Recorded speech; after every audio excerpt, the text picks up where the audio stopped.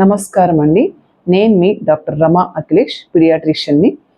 చిన్నపిల్లలకి పసికర్లు వచ్చినప్పుడు మేము ఇంట్లోనే పెట్టుకొని అంటే పొద్దున్న ఎండకి చూపిస్తే పసికర్లు తగ్గుతాయని చాలామంది అనుకుంటారు.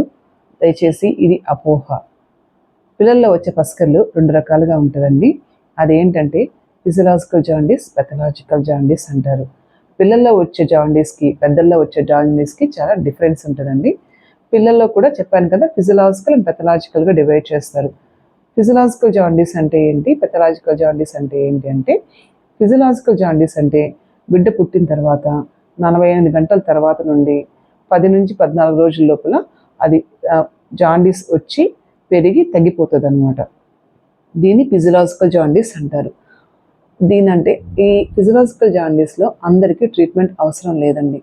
ప్రాపర్గా తల్లిపాలు తాగించి సరిపోతుంది. కానీ కొంతమందికి తీవ్రతను బట్టి దీనికి ట్రీట్మెంట్ చేయవలసి ఉంటుంది.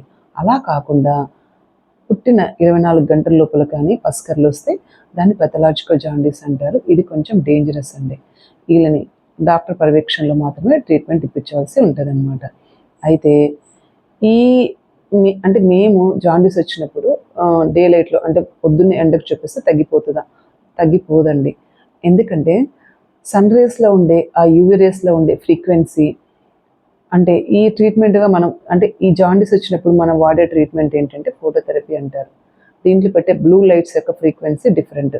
సో ఈ సన్లైట్కి అయితే జాండీస్ తగ్గదు.